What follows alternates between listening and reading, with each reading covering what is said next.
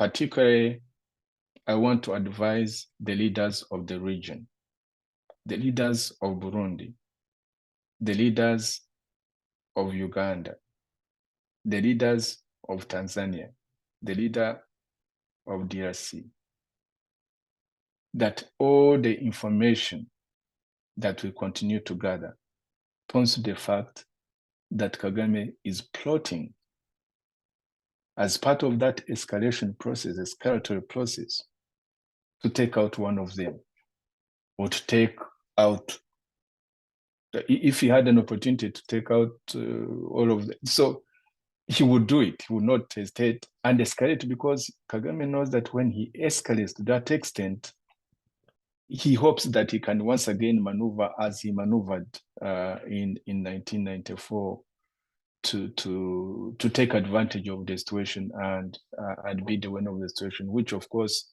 would be very difficult. But I think I should, on a more serious note, warn the leaders of the region to be more vigilant in terms of their personal security, because it's one of the things that Kagame always seriously considers and is seriously considering.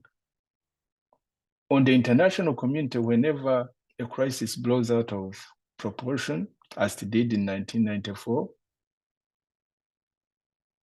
or the cost that Kagame has imposed on the region, imagine how much money the international community has spent in Congo since 1996 because of the cost that Kagame has imposed on the Congo.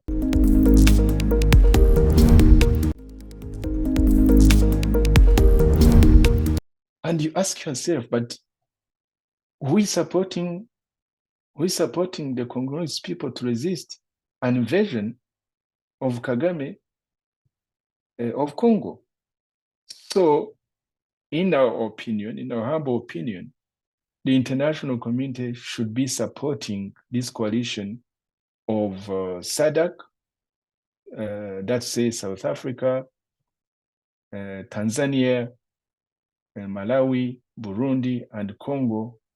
They should be supporting that coalition and the Congolese people to resist and defeat Kagame's actions, Kagame's war in the DRC.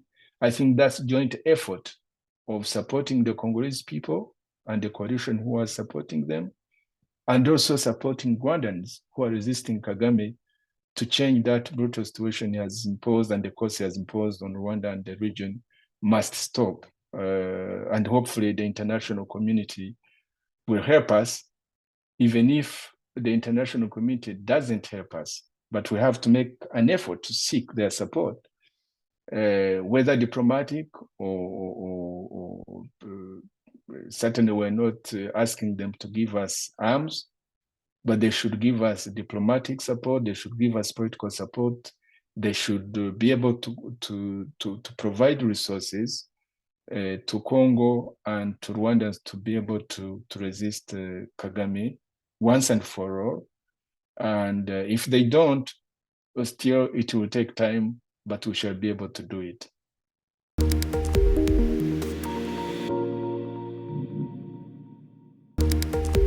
When can he tell the truth? When can one trust his word? Is he a man of his word? Or when can we trust him? No.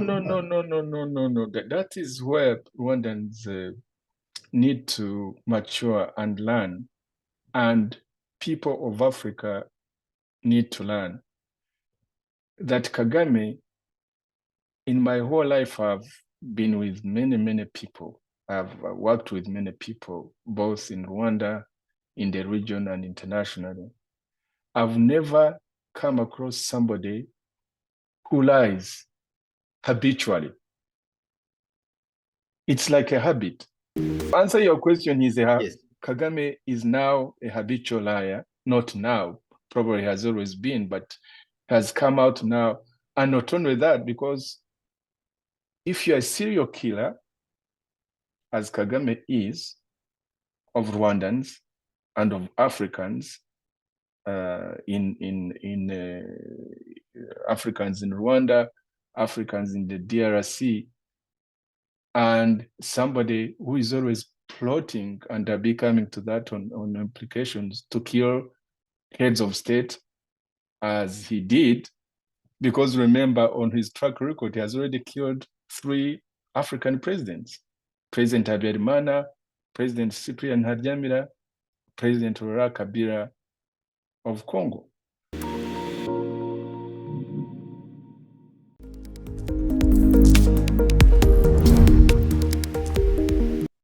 He sounds like a very insecure person, avoiding eye contact when he's talking to someone. Why? Two answers to that. Actually, Sixbert, I would like us to venture in one of our next programs to ask the question, who is Kagame? So that we can go much deeper into that. Who is Kagame? Dear listeners, welcome again to the English service of Radio Television ISHAKWE, voice of ISHAKWE Rwanda Freedom Movement. And today is the part 2 of our program. General Kagame's provocations will trigger a regional war in Africa. Today is the second part. The presenter is Sixbert MUSANGAMFURA, and our guest today is Dr. Theogene RUDASINGWA. Welcome to the program, Dr. Theogene RUDASINGWA. Thank you, Sixbert. Thank you for inviting me. Thank you. And today, just a short reminder of what we talked about last time. We commented the letter the government of Rwanda has addressed to His Excellency Musa Faki Mahamat, chairperson of the African Union Commission in Addis Ababa, and the letter was dated 3rd of March 2024, where Rwanda was expressing its fears about the support given to the force, the intervention force in Eastern Congo, the force known on the name of SAMI DRC. That was a second letter Rwanda has addressed to international organization. The first one was addressed to the UN Security Council, and the topic was the same, actually, just to ask the UN Security Council not to endorse the support of the UN force in the Congo to the SAMI DRC, the force that is deployed now in the Eastern Congo. Both the UN Security Council, the African Union Commission, both have expressed a strong support to the force. That shows that both organizations are committed to long-lasting peace in the region.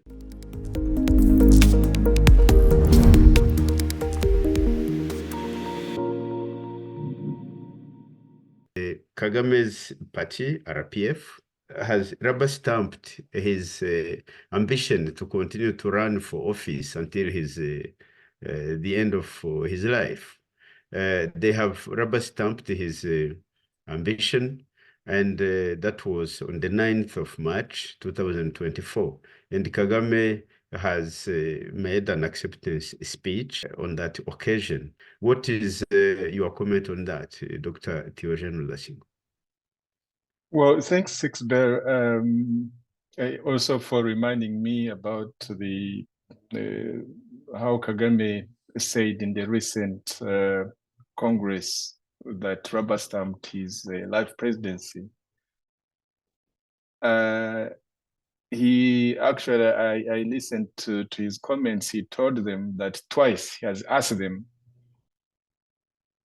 that they should look for somebody else to stand for that position of course, the leader of the party, and to stand in the elections for president of Rwanda, and that twice they have ignored his request, and they have come back to him to ask him, literally to beseech him, to beg him to become the candidate for president in the coming so-called elections.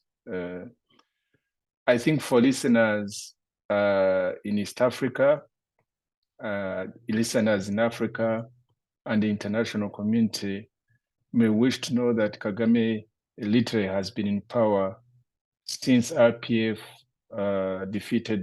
militarily defeated the regime of the day, the regime of President Habyarimana, and became the governing party of Rwanda in 1994 in the aftermath of the civil war and the genocide. So here,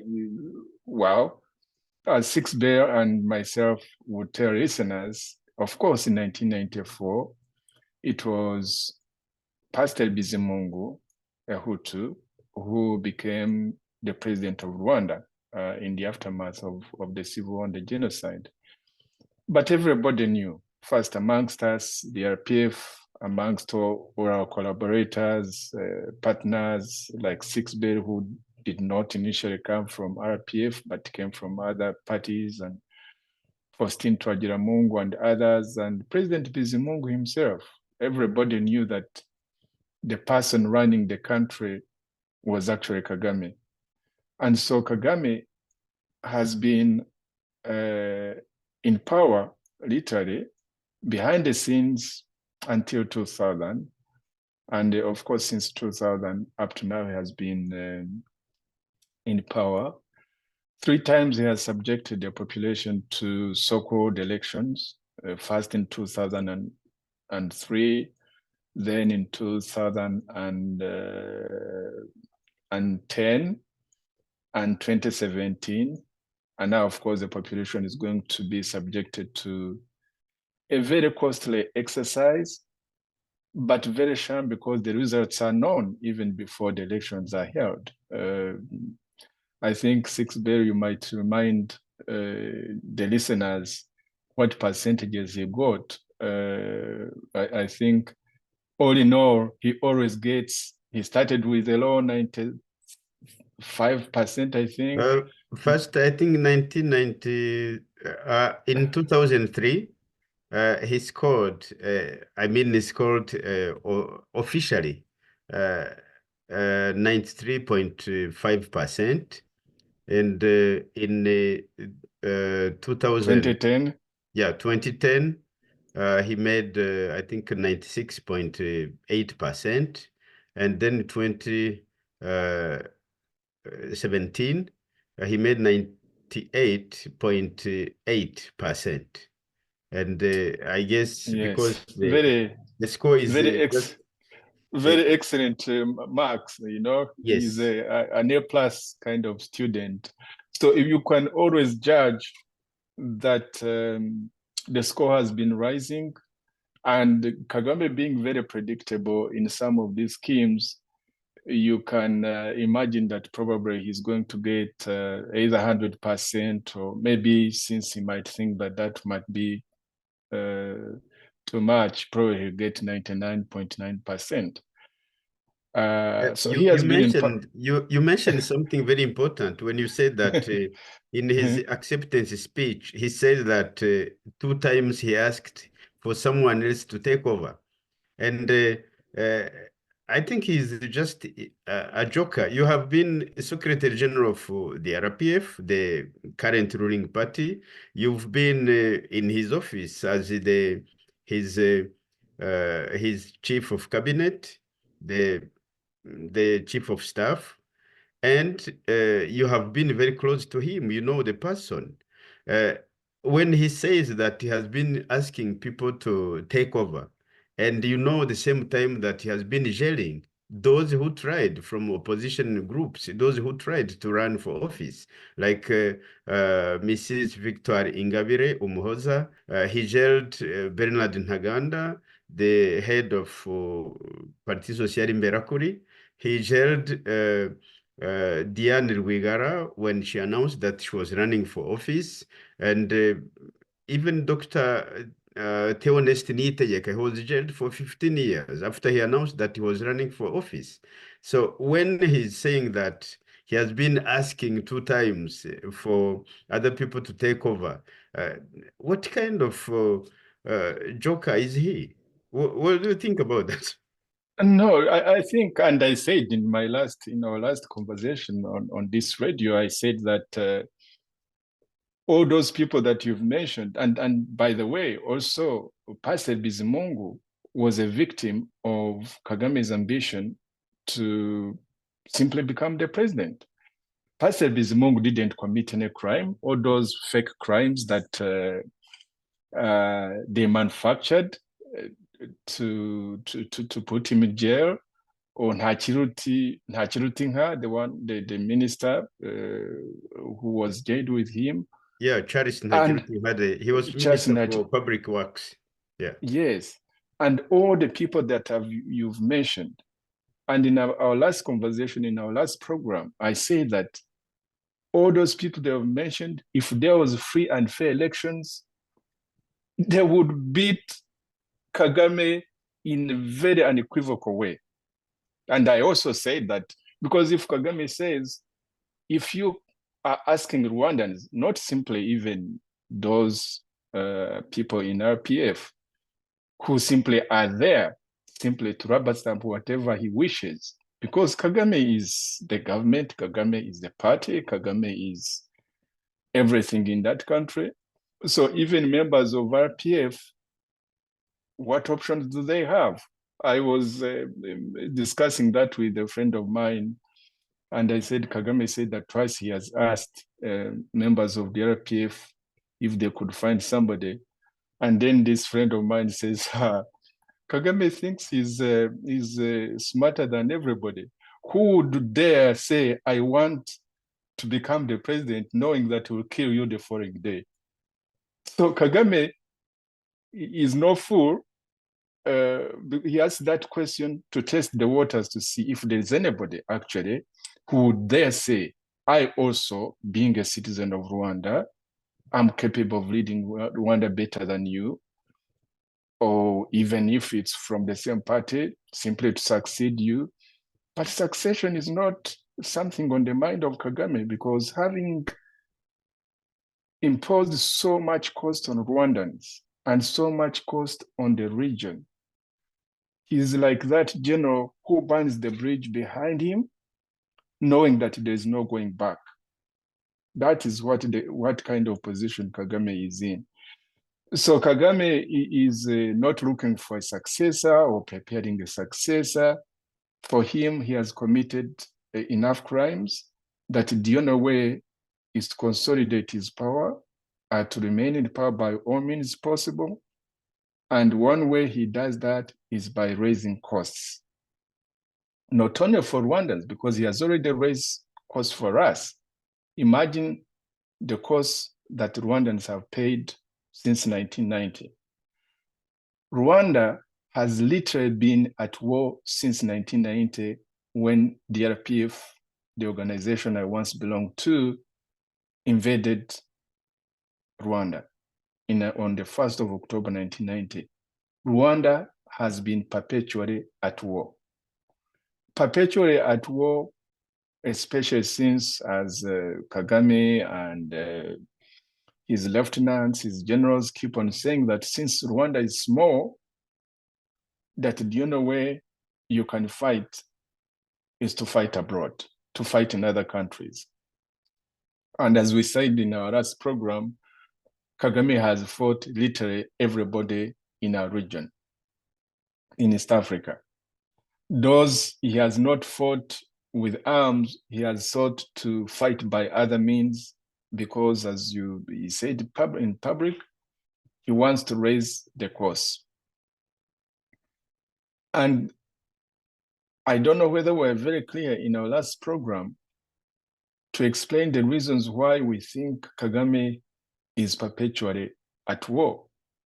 Kagame is perpetually at war because to him, that is the business plan that literally he implemented and brought him to power. Remember, from the start of the invasion in 1990, immediately after negotiations started, negotiations between the RPF and the government of the day under President Habyarimana. And the international community, and Tanzania in particular, and the region invested a lot of resources, time, and effort to help Rwandans. And I think the Arusha peace negotiations was a very rare and very unique opportunity for us Rwandans to come together to talk about, our historical grievances, and we have very many, to talk about all the differences in our country that have produced calamity after calamity, tragedy after tragedy since 1959, refugees, the problems of governance, the problems of insecurity for people, divisions within the country, unity, reconciliation, name it. Everything was on the agenda. We had an opportunity to talk about it. And we produced a very wonderful agenda for getting to peace and building peace. Sixbert, you are very much aware, and people in the region are very much aware that in August of 93, 4th of August, I think, if I remember, when we signed the historic Arusha Peace Agreement, there was much jubilation amongst the Rwandans. Sixbert, you will probably later on comment on that.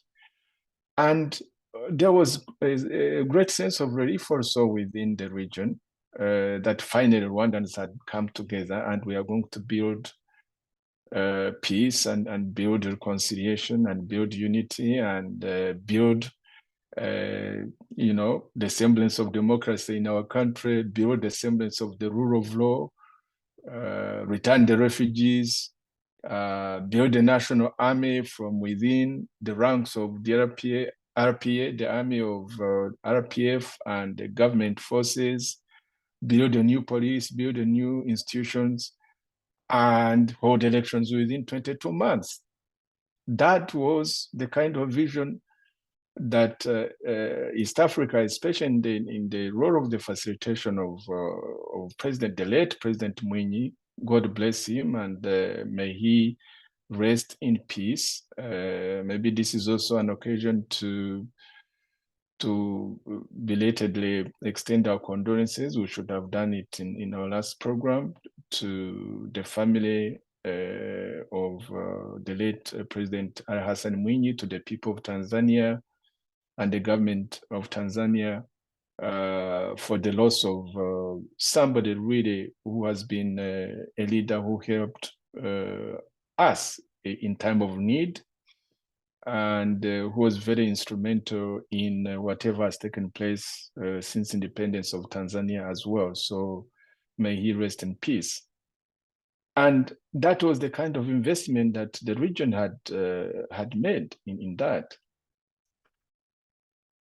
What the East Africans, therefore, should be reminded about, and the Africans at large, and the international community, that it's Kagame that fired the first shot that literally destroyed the promise of the Arusha Peace Agreement by shooting down or giving the orders to shoot down the plane in which the president of Rwanda, Juvenal Habyarimana, and the president of Burundi, Cyprien Habyarimana, perished alongside their entire entourage on the plane that was carrying them on April 6 in 1994.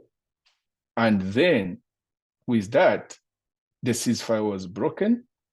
And then, of course, on the other side, people who didn't like the peace, within Habyarimana's establishment, began the genocide, hunting the Tutsis down, hunting Hutus down,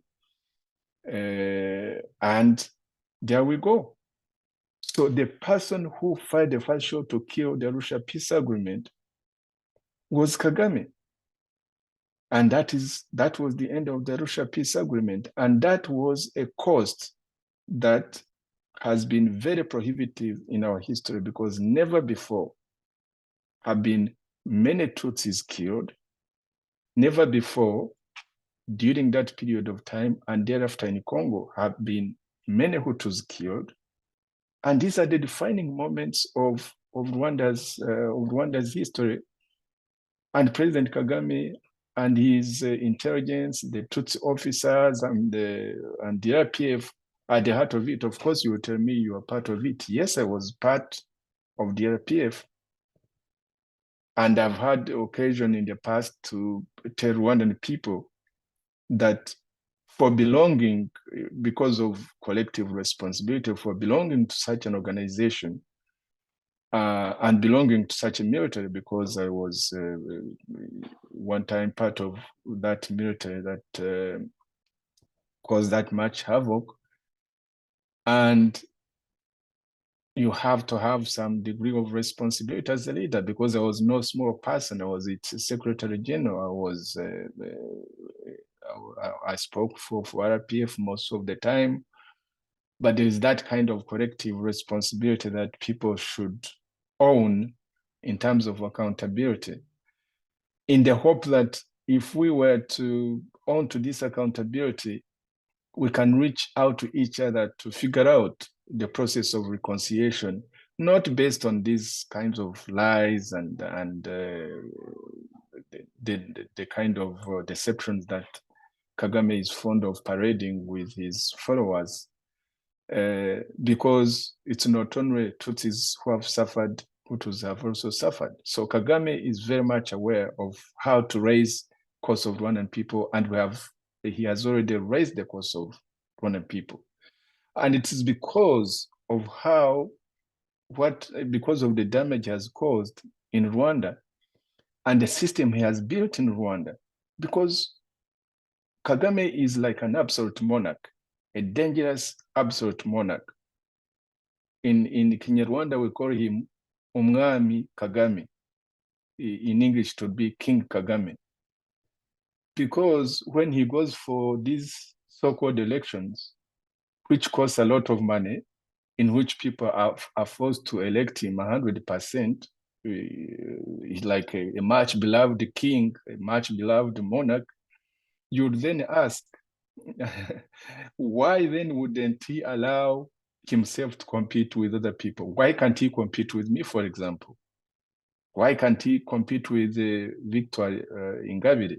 Why can't he compete with all these people, or with Pastor Bizimungu, or with any Rwandan, with you, Sixbert, or anybody who would say, I'm an able Rwandan, able in mind, able in body.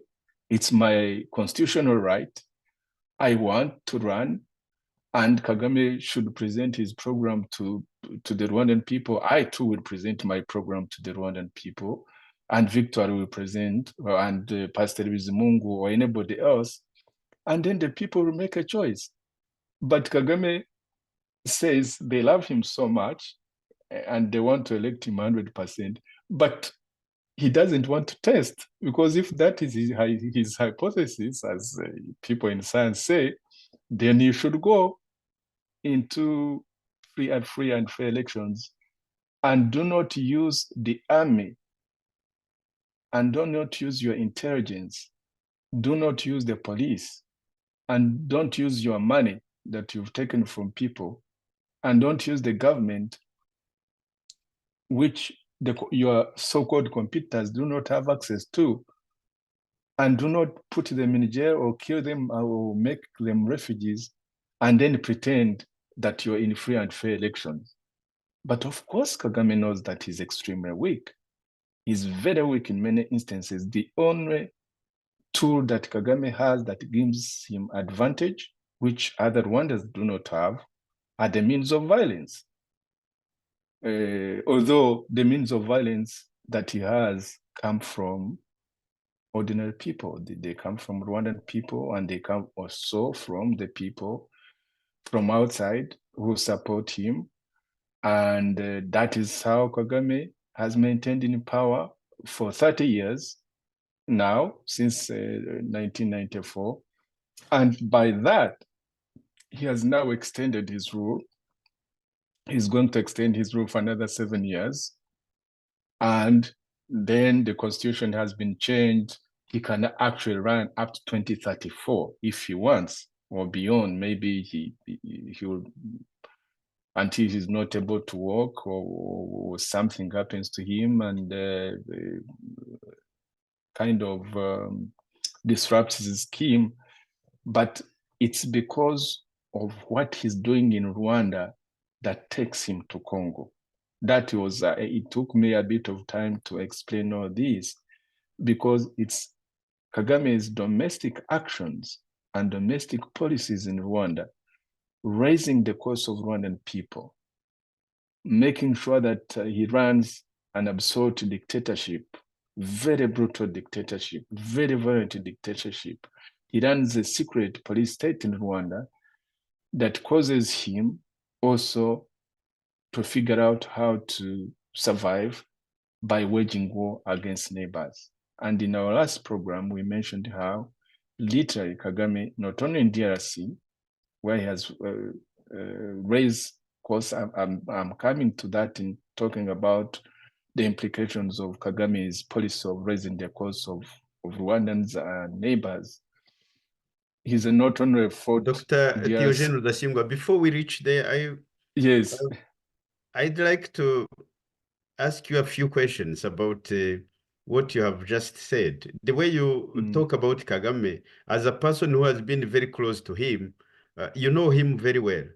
But I'm trying to put myself into the shoes of someone who is just a blind admirer of Kagame, who doesn't really know who he is. When can he tell the truth? When can one trust his word? Is he a man of his word? Or when can we trust his word? No. That is where Rwandans need to mature and learn, and people of Africa need to learn that Kagame, in my whole life, I've been with many people. I've worked with many people, both in Rwanda, in the region, and internationally. I've never come across somebody who lies habitually. It's like a habit. And I've seen that there's a proverb, remember Sixbert in Kinyarwanda, nguhene mbintu izirikaho iyawe, saying that I'm trying to see how one can translate. You don't put your goat near a bad one. A bad one. Yes. Yes. And also they say in Kinyarwanda ngo umwere uturutse bukuru urakongera. That one is more sophisticated, but you can try since you are multilingual. Umwere uturutse bukuru urakongera. How would you explain it? That anyway, it begins from the whatever traits that begin at the very top, they cascade down to the lower ranks. Yeah, it will spread. Yeah, it will spread. And I've seen that even Kabarebe, when Kabarebe talks, or recently I listened to Tito Rutaremara, or I listened to these cadres, senior cadres of whatever remains of RPF, you know, they amplify and multiply the lies that Kagame tells every day. Because whatever Kagame says, when and by the way, Kagame can say something, and very often what he has not said is actually behind there. That's where the truth lies.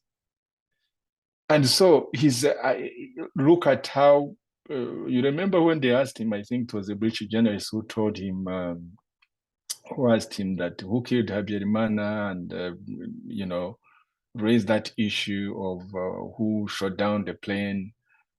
And Kagame, of course, angry, said that he was not a keeper of Habyarimana and he was not supposed to look after his security. And I think he used a bad word, the kind of words that we normally tell our children when they still listen to us. They shouldn't use something like damn him or something like that. So, and he has told that lie over and over and over again, to the extent that it creates doubts among some people that maybe, because I've come across this kind of situation where people say maybe it's not him, maybe it's the Hutu extremists. the Hutu extremists have committed similar crimes and worse, and then they equally raised the cost of Rwandans in terms of the killings they inflicted on the population. But Kagame, really by that action, through that action, first of all, destroyed the hope that was in the Arusha peace process, but also he exposed the very Tutsis that he said he was supposed to save, although in private, that's not what he says it was all about, which is not shocking at all. But for him, he was looking at capture of state power. That's what mattered to him. And he had to tell that lie, and he has told it over and over and over again. No, actually, And until now, Kagame is saying that he's moved by the cause of Tutsis. He's trying to protect Tutsis wherever they are. That's what he says nowadays. And you so said, to answer your question, yes. Kagame is now a habitual liar. Not now, probably has always been, but has come out now. And not only that, because if you're a serial killer, as Kagame is, of Rwandans and of Africans, Africans in Rwanda, Africans in the DRC, and somebody who is always plotting, and I'll be coming to that on implications, to kill heads of state as he did, because remember, on his track record, he has already killed 3 African presidents: President Habyarimana, President Cyprien Ntaryamira, President Laurent Kabila of Congo. And he's been involved in regime changes more than anybody. Maybe the only one who would be a competitor would be President Museveni of Uganda, because Museveni of Uganda has been also involved in regime changes in our region, including ours, because he participated in the process of removing President Habyarimana from power by supporting us. And so when he's in Congo, he said, as I said before, I give you back I'm sure you want to ask me something else. You remember I also mentioned how when he was in Congo twice, I would have to go to lie in the State Department on his behalf that we're not in the Congo. And I'm sure they would look at me as a fool, which I was, because if you know for sure that you are in a situation where people know, and you keep on going, say, I'm not there. And of course, he would call and ask me, oh, did you tell them? I said, yes, I told them, but they didn't believe, and he wouldn't like that they would even, it's like shooting down the messenger. Kagame tells you, like he used to send me to Museveni to say this, and Museveni would respond like that, and then he would get angry. But I'm not the one, I'm just a messenger. You sent me, I had to deliver your message. And so that kind of habitual lying cascades through the whole system. And part of the reason why I ultimately left the government, it's that I was facing a crisis within me, a crisis of conscience, because you have to learn to be 2 persons.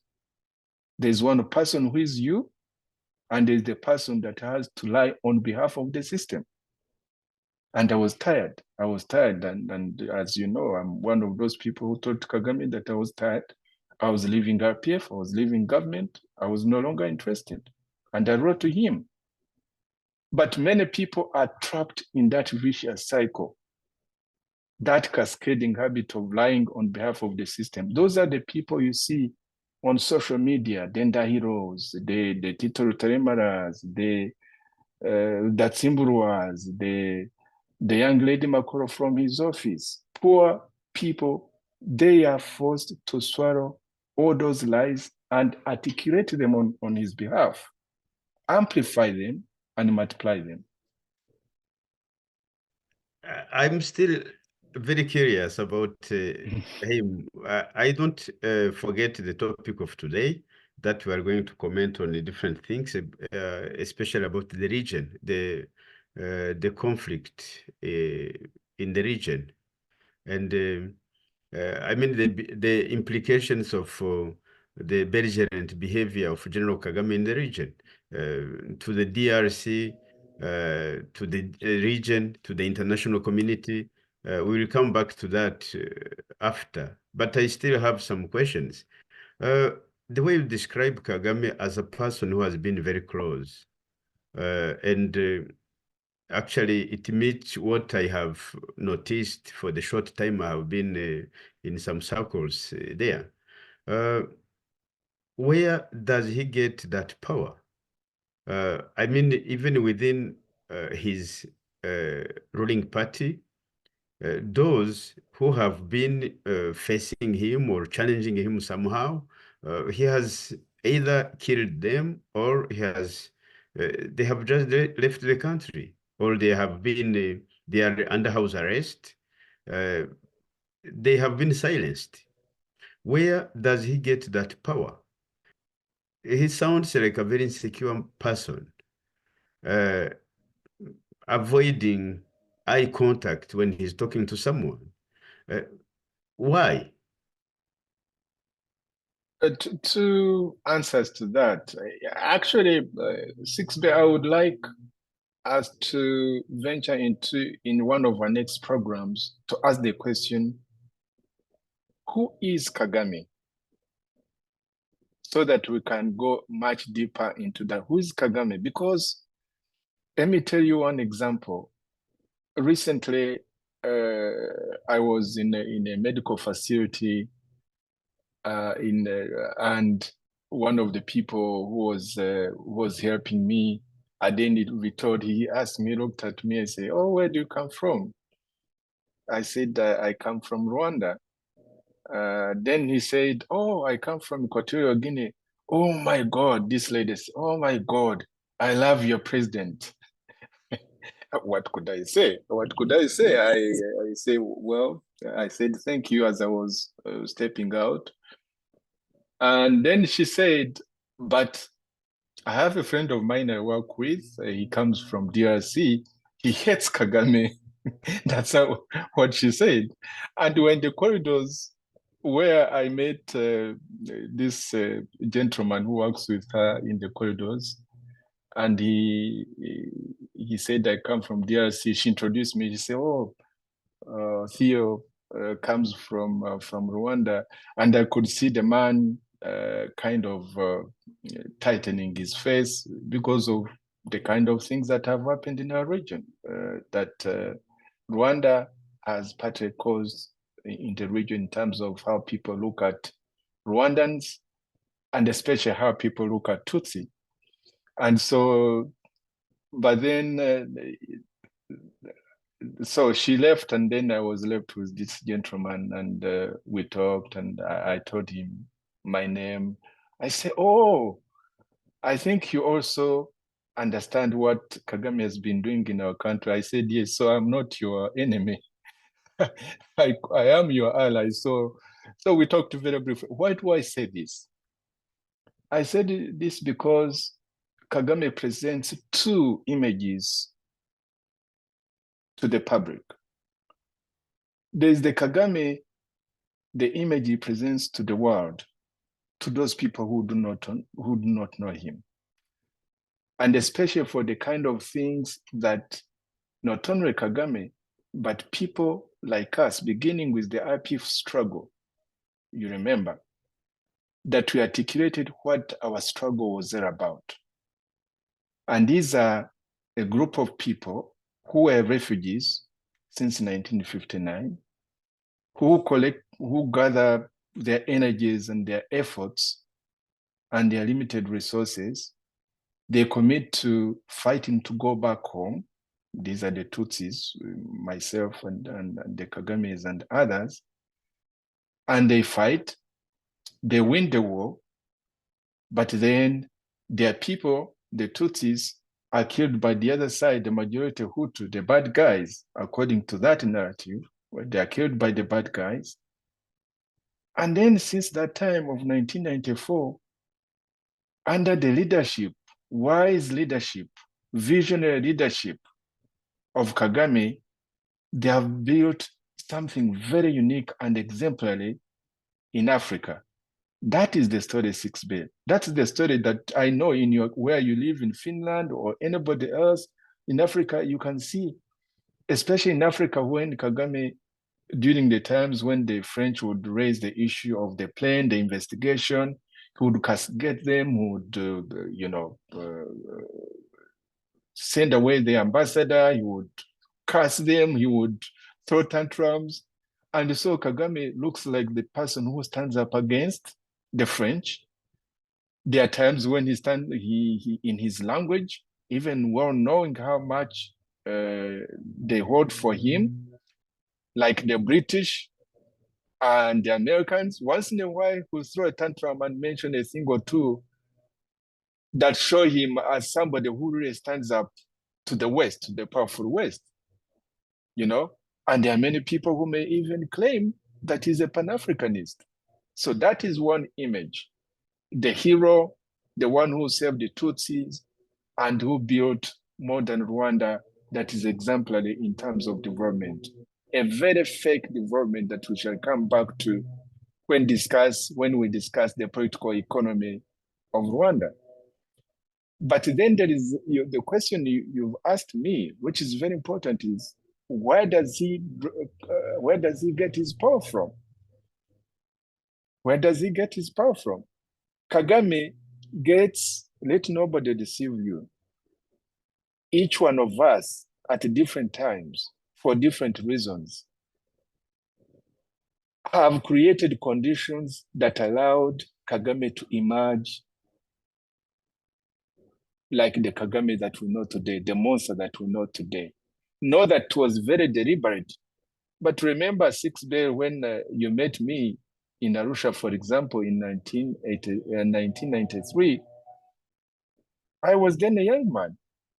And yet, being a young man, many of the followers of RPF and a very handsome boy that time. I don't think I've turned that ugly, but yes, I was still very young. But the Kagame because you may have to, when we talk about who is Kagame, I want to read it for us because in this program we will not have enough time for me to explain. But that's a very good question that many people often ask me, and many people must be asking themselves. Was Kagame always a monster, or has he just turned a monster? And how did he come to build that much power within Rwanda? And let nobody deceive you, every dictator builds power over time. So remember, this is Kagame from the invasion of 1990 up to now. It's almost 34 years. We are now in our 34th year. And many of the young people and people who have served in the RPF, many whom I know, were genuinely people interested in change. Change in Rwanda, peace in Rwanda, as, for example, was enshrined in the Arusha Peace Agreement. There are many people whom I think believed in that, but Kagame never believed in something like that. And slowly, by slowly, he builds that kind of, because if you are not born to be a serial killer, or if you are not a serial killer, you cannot act like one. But if you are somebody like Kagame who wants to build a system where he has absolute control, he does it slowly by slowly. And in the beginning, in 1994, we were all in a crisis. We had lost so many people, and you can imagine the kind of sentiments we had. We're like all minorities. We're like a minority that is in a bunker, thinking that everybody around you is an enemy. That's how we felt in 1994. So even when people like us and many others always knew that Kagame had this violent streak, for people who knew him in the Ugandan army, in the NRA, where he had a reputation for killing, people knew. And so when there was this historic accident, an accident of history where the late Fred Rugema, General Fred Rugema dies, and others close to him in command, Bunyenyezi and Bayingana die, and fate has it that Kagame now becomes the de facto leader of RPF. It's that violent streak, story by story, having been part of the intelligence network and the kind of things they were used to doing. Story by story, DMI became the instrument with which Kagame both built his power base within the RPF, the political organization, and also within the military. By the time we took over in 1994, and thereafter, story by story, he was consolidating that power base. Each one of us thinking that maybe there's going to be a time when things would get better, that would build institutions, would build democratic institutions, would build, security institutions that are more representative, that the ordinary Rwandan people would participate, would start working better with other political parties that we found in the country, yours inclusive, Sixbert. So that's how we thought that with time, but not wanting to be the first one to rock the boat. That is a very important thing to note. You would say, am I going to be the first one now to say things, and then, then as Tutsis, we have these problems, and then the whole thing comes crashing on all of us, and then we perish again. The few of us who are remaining will perish. So there's the element of fear, and Kagame knows how to manipulate fear, to manipulate people, and then he knows how to set one person against the other, so that you are not communicating with each other to compare notes on how we are all doing. So it's a topic I want to come back to, but maybe this may not be the best time to continue on it. But certainly we shall have another conversation where we pose the question, who is really Kagame? How did he build this monstrous power base that has now come that has come to haunt not only all Rwandans, but specifically we who were also the builders of RPF? Yeah, let's come back to that some other time in other programs, because I wanted to ask more and more questions about, because I've noticed when he's angry, he's out of himself, and often his enemies are found dead. And I had some other questions to ask. Last time we talked about the way his provocations are triggering a regional conflict, a regional war in Africa. It's good if we elaborate and show the signs of the regional war we are talking about. And another question is about the implications. I mentioned that the implications of his belligerent behavior on the region, on Rwandans, Congolese, Africa, and the international community. Yeah, what the two are very much related, because from what we've been saying, if you are at war with your citizens in your own country, necessarily you always have to figure out how to manufacture lies, how to deceive the population, how to tell them who the enemy is, because according to him, he is not the enemy. The enemy comes from outside and comes from those people who do not agree with him. That is why amongst the Rwandans, the fate of those who do not agree with his policies, who do not accept to keep quiet, but rather to say, no, this kind of situation is unacceptable for Rwandan people.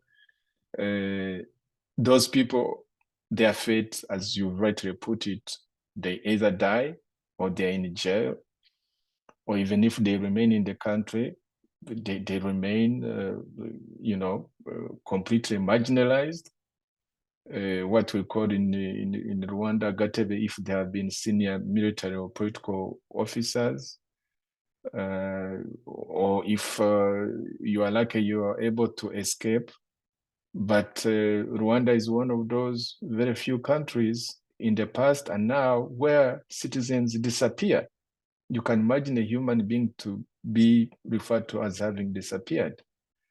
This is what happens in Rwanda today. And so because he's at war with citizens, he will say, my enemies are your enemies. Your enemies are those people from outside. And that is why we've said repeatedly that Kagame has literally ever since, during that period of 34 years almost now, or 30 years when he has been in power, he has literally quarreled or fought literally with everyone in the region and quarreled with people even beyond Rwanda's borders. I mentioned how at one point he was fighting during the first and second war in Congo. He was not only fighting Congo, he was fighting Zimbabwe, fighting Namibia, fighting Angola. Right now, he says Congo alongside South Africa and Tanzania and Malawi and Burundi are fighting alongside FDLR and fighting Rwanda, and FDLR is committed to coming back and finishing off the Tutsis they didn't kill in 1994, which means he's at war with them. He has fought Uganda, and for almost 3 years he closed the border with Uganda. And you remember the conflict that existed between and the things that transpired between President Museveni and Kagame. He was very much involved in attempts to remove the former and late president of Burundi, President Nkurunziza, in 2015, and it continues. And the attitude he has towards Burundi comes from there, because he has also decided to support those who are still committed to cause trouble for Burundi. He has certainly quarreled with Tanzania. He has quarreled with South Africa before over the fact that Kagame operates transnationally. Kagame's menace is not only to Rwandans or to Congolese or to people in the region, but he projects his criminal activities abroad. And the attempts to kill General Kayumba, other citizens whom they have killed in South Africa or in Mozambique, or the way he killed our colleague and friend and brother, Patrick Karegeya, in 2013, all those. But he tried to kill you as well. He tried to kill you many times in Brussels. Yes, he has. Of course, he has tried to kill, and before he tried to kill us and killed us, he had also sentenced us to long-term, 24 years, I think, for me and Kayumba, and then for 20 years for Gahima and the late Patrick. So he projects and these criminal activities abroad, and countries are not happy about it, and South Africa was not happy about it, and its costs had also come to the conclusion that Kagame was very much involved in these criminal activities in South Africa. So it is not the first time. And so when, for somebody who has been quarreling and fighting all that time for the last 30 years, necessarily it becomes what people in a more complicated Latin modus operandi which is, that is the way he works. That's the way he acts. That is his business plan, and has served him well so far, because it has kept anything that keeps in power, according to Kagame, is something that is working for him. But he's not the type of person to make an evaluation and say, what brought me this far for 30 years, will it be able to continue to serve me for another 7 years until 2034 and beyond? He has overreached, and yet he doesn't come to the conclusion that time is running out for him. So that is why he's very much involved in this regional war. As for implications, very quickly, listeners are very much aware that since for the wars that Kagame has imposed on DRC in 1990, since 1996, over 6 million people, Congolese people, have died. A very severe humanitarian crisis. Right now, there are over 6.4 million Congolese people who've been displaced. So 6 million people dead, over 6 million displaced right now as we speak. It's one of the worst humanitarian crises, because this level of displacement is the largest in Africa and one of the largest in the Africa and one of the largest in the whole world. This is a very serious humanitarian crisis. Number two, DRC is a big country with very big opportunities. And yet, for a country with a population of almost 105 million people, and Rwanda is 13 million people, when in our last conversation I said, Kagame must be joking. There's no way if DRC and South Africa and Tanzania and Burundi and Malawi, if they mobilize and remain committed to resisting the actions of Kagame in the DRC, there's no way Kagame is going to survive it. But imagine the costs that he has imposed on Congo and the opportunity loss. Because this is a country, I think, I forget which writer one time called it a geological scandal. I think he called it a geological scandal because of its mineral, because Congo has literally every type of mineral you can think of on this planet. And that has been part of the problem, because it's like a pot with so much wealth, so much gold, so much diamonds, so much this and that, uranium. People have nuclear weapons because of Congo's uranium. People go to the moon because of Congo's minerals. People have phones and computers thanks to this.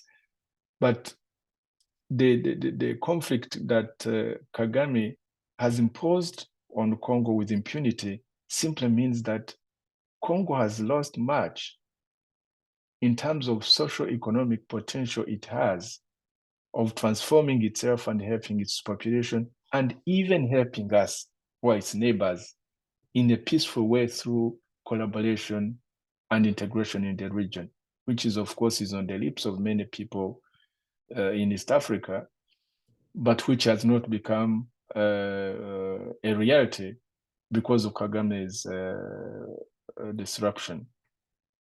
Number three, this whole enterprise of building the East African community, which brings much hope, would be much hope to our region in terms of what opportunities provides for the entire region. If you look at the entire population of our region, you looked at our natural resources, the kind of entrepreneurial energy you find amongst people of East Africa. Now East Africa should be, members include DRC itself, the traditional members, Uganda, Kenya, Tanzania, Rwanda, Burundi, now Southern Sudan, and even Somalia. You can imagine the kind of potential that we have for really making it much better for all of our citizens, Africans living here in this region and even beyond. But the danger is that, like Idi Amin, who brought down the first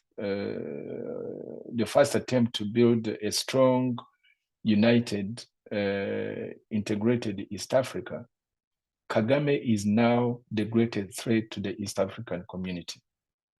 And he'll break it. And he's breaking it. Because if you fought Uganda, you are fighting Burundi, you are fighting DRC, those are the members of the East African community. 4 of them, you are fighting them. So what is the fate of cooperation and integration in the East African community? So people of East Africa should be aware that Kagame is going to destroy that hope once again of East African community, like Idi Amin did in the first instance. Number 4, Kagame is creating conditions for another catastrophe for Rwanda.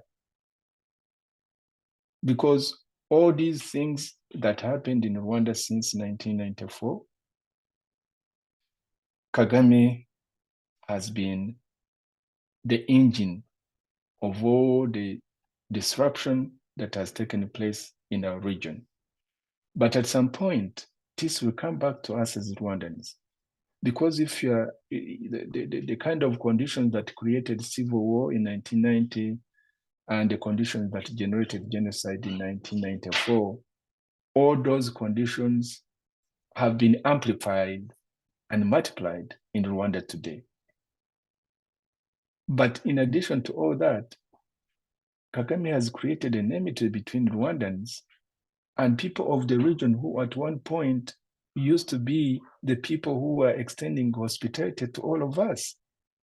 I have been a refugee for most of my life. I've been a refugee in Uganda for almost 30 years. I was a refugee in Kenya. I was a refugee in Burundi. Many were refugees in Tanzania, and there was a refugee in Tanzania too. And then there were refugees in DRC. These are places where we as Rwandans used to run to.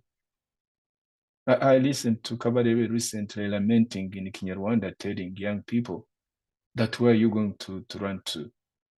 Indeed, because you've demonstrated that you've simply created the impression that we are bad people.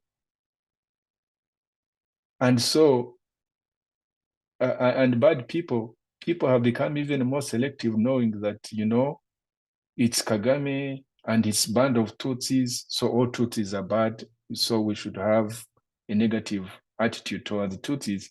And then they turn around and say, FDLR has exported animosity against the Tutsis to Congo, to Burundi, to South Africa, to Tanzania, to Malawi, and that people now hate us because FDLR has it. No. Kagame and the company have exported the very conditions that make people hostile to his actions, because they cannot make that kind of differentiation, which is our effort. We have now Sixbert to double our efforts amongst all our colleagues who love Rwanda, who love the unity of Rwandans and the reconciled Rwanda. We have to make efforts also to reach out to our neighbors and explain that all these crimes that have been committed, the animosity that has been created by Kagame and company, he should account for them, but not the entire population of Rwanda. So we are also heading to a situation where the war he has exported to other countries in the region will come back to us. And because he's finding the sentiments, ethnic sentiments, hopefully, God forbid, we won't find ourselves in the situation that we were in 1994. That is the implication I also fear most. because Kagame's actions have created conditions like the one of 1994, the one of 1990 when the invasion began. But finally,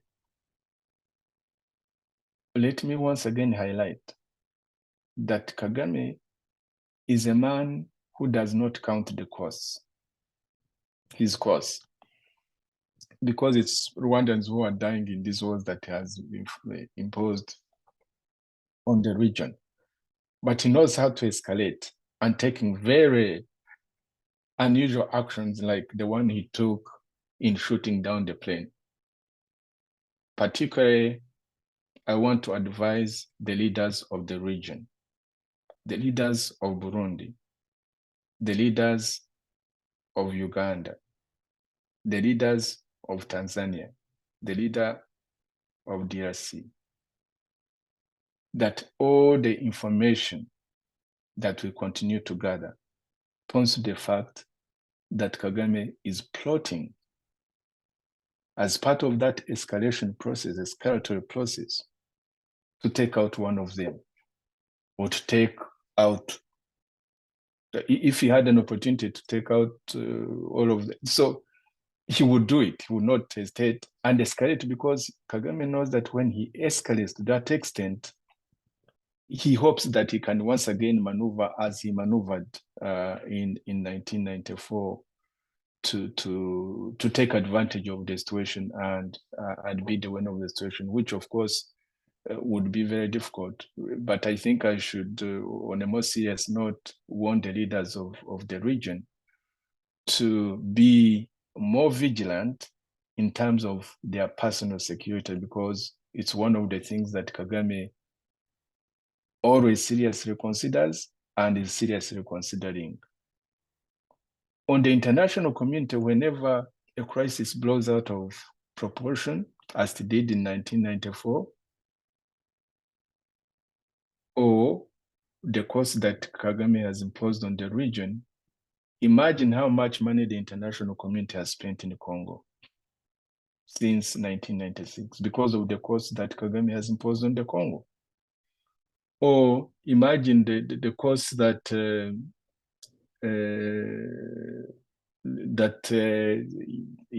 the inevitability of, if nothing takes place, changes in Rwanda, first of all, and the situation in Congo doesn't change, the vast humanitarian crisis that the international community would have to pick up after the fact, because the international community never engages in prevention. It's simply, at one point, you remember, after 94, all the price that we paid, imagine how much, the international community was coming around, how can we help you? How can we help you? But by then, 1 million people were dead. And thereafter, I don't know how many hundreds of thousands of Hutus have died. And how many Congolese already were talking about 6 million people dead, 6 million displaced, loss of economic opportunities. What will you do? They don't engage in prevention. But I think the international community should be more forceful in really making a commitment to speak with one voice and to act with one voice, and make sure that Kagame's policies in Rwanda stop, and they should be able to support voices, democratic voices within Rwanda, operating outside Rwanda, because we don't have an opportunity of being able to operate in Rwanda. And those who are there, they know the situation. But simply continuing to say, which sometimes is extremely annoying, saying, oh, but there is only Kagame. If Kagame is not there, who else? But it's not about one man or one woman, although in Rwanda it has always been men. But it's about changing how Rwanda is governed. We have to change the structures of government. We have to give people a voice. We have to restore, to give the fundamental freedoms that people have lost in Rwanda. And then in Congo, they have to support this coalition of forces that are resisting Kagame's war in Congo. The whole international community, I hear you can see double standards. Everybody wants to, in the West, wants to support Israel against Palestinians. In Ukraine, oh, they are falling over each other. The Europeans, the Americans, to give Ukraine resources to resist a Russian invasion of Ukraine. And you ask yourself, but we supporting the Congolese people to resist an invasion of Kagame of Congo. So, in our opinion, in our humble opinion, the international community should be supporting this coalition of SADC, that's say South Africa, Tanzania, Malawi, Burundi, and Congo. They should be supporting that coalition and the Congolese people to resist and defeat Kagame's actions, Kagame's war in the DRC. I think that's joint effort of supporting the Congolese people and the coalition who are supporting them, and also supporting Rwandans who are resisting Kagame to change that brutal situation he has imposed and the course he has imposed on Rwanda and the region must stop. And hopefully the international community will help us, even if the international community doesn't help us. But we have to make an effort to seek their support, whether diplomatic or certainly we're not asking them to give us arms, but they should give us diplomatic support. They should give us political support. They should be able to provide resources to Congo and to Rwandans to be able to resist Kagame once and for all. And if they don't, still it will take time, but we shall be able to do it. Yeah, thank by you. ourselves. By ourselves. That's what I wanted to say.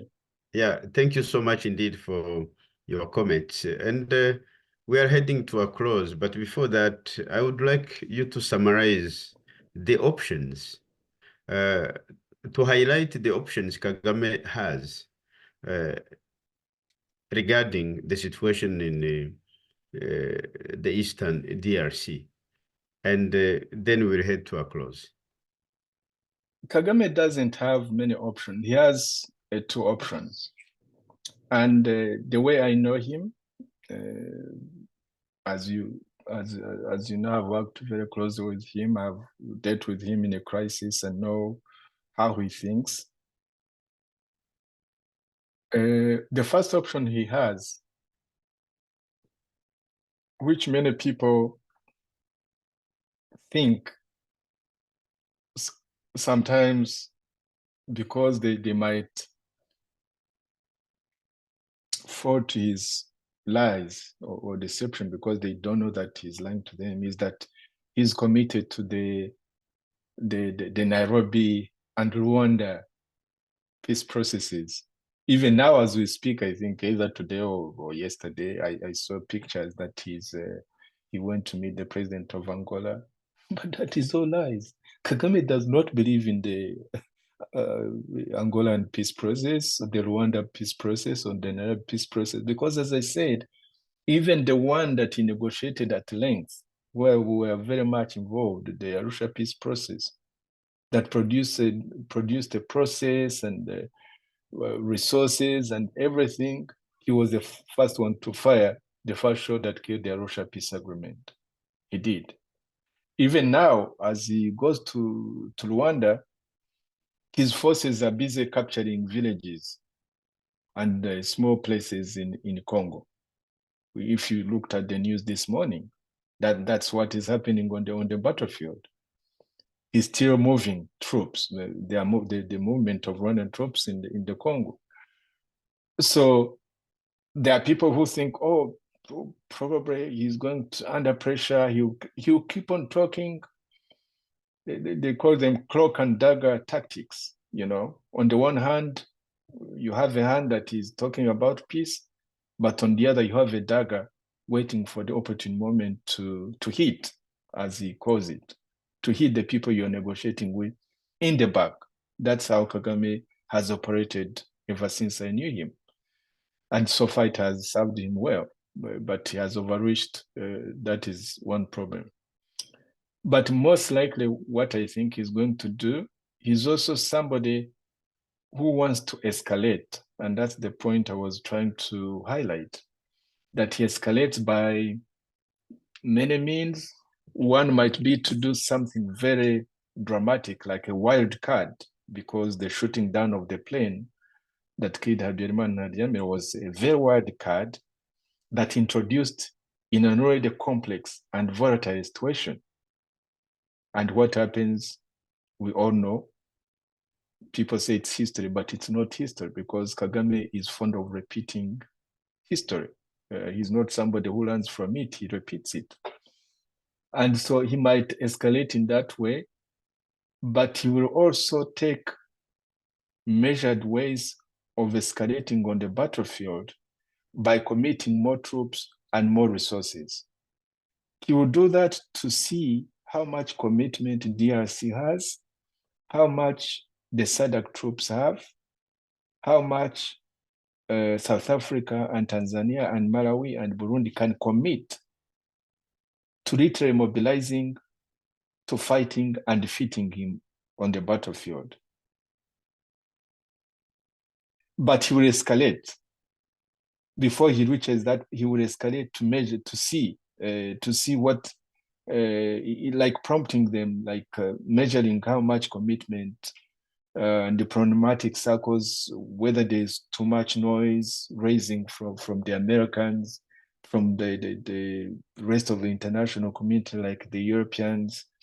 He will keep on measuring, but he will escalate for sure. And the Congolese people and the coalition forces, they should expect that he's going to escalate, in the hope that maybe he might capture Goma, which would be a very big prize for him. And then he although he has done it in the past and then lost it finally, because as we've explained, it's a war without a just cause, and a war that is being fought on very flimsy strategic and tactical, grounds, because there is no clear exit on how he would define that he has achieved victory. If you ask Kagame today and Kabarebe and Mubarak, to you, what would be victory in the Congo? What would they tell you? Absolutely nothing. Absolutely nothing. I don't think that they have any idea of what that end game would be like. But the other possibility is that if he sees that there is a lot of commitment on the side of DRC and DRC is mobilizing, building capacity, they still have internal weaknesses, not of their own making, because that's part of the history of Congo and part of what Kagame and other foreigners have done to Congo. And the Congolese have their own part to account for. But I think Congo is building its own strength. And if it shows, and I think until now, it has shown that commitment, and if the SADC forces, South Africa, Tanzania, Malawi, and Burundi, commit to literally, engage and resist to make Kagame. Peace. To make peace. No, not to make peace, but to fight him. If they are very committed to fight him until Kagame is thrown out of Congo, if they are committed, Kagame and the international community makes lots of noise, and the humanitarian crisis becomes unbearable, and unbearable is when we know it's already unbearable to Congolese, but when the pictures start appearing in Washington, D.C. and London, and then to be shames the politicians, they will also put on pressure. At that point, Kagame may make what he normally calls, he calls this strategic withdrawal or tactical withdrawal. But the fact of the matter is that he chickens out. He will chicken out, having lost all the men and material and money. But of course, the people who are doing are not his sons and daughters. He doesn't care. He looks at Rwandans as expendables, Congolese as expendables. That's how, Kagame is a man without the right moral conscience. He doesn't care about all these debts, but he will withdraw. He will withdraw and hope that he's going to now to rebuild in another 7 years and strike again. But he will withdraw. He will withdraw. Remember, in 2012, he withdrew from Goma and then kept on building until he struck again currently. And so these are the Rwanda peace process, and Nairobi, forget about it. Kagame is not interested. He will escalate by either taking out one of the leaders of the region. He will escalate by committing more resources and men and fighting, as he looks at how, Congo and the coalition responds to him and the international community. If he sees that the pressure is too much and is losing and he cannot go that way, he will certainly withdraw and then figure out how to rebuild another mutation, because Kagame's presence in the Congo is by mutation. One time it is the forces that, removed Mobutu from power. At another time, it's M23, the one of 2012. Then currently there's this one. But these are mutations of the same mindset and of the same policies of Kagame, which are based on how he rules in Rwanda and how he must extend his rule indefinitely by raising the cost of other people in the region. So it's high time that the people of the region unite to raise the cost for Kagame's dictatorship, without necessarily extending the time that Rwandan people and people in the region have to continue to bear the consequences of Kagame raising the cost of everyone. Yeah, again, thank you so much indeed for your comments on this. Here comes the end of today's 11th of March 2024 program. And your host today was Sixbert MUSANGAMFURA, and our guest was Dr. Theogene RUDASINGWA. Thank you so much indeed. Thank you, Sixbert.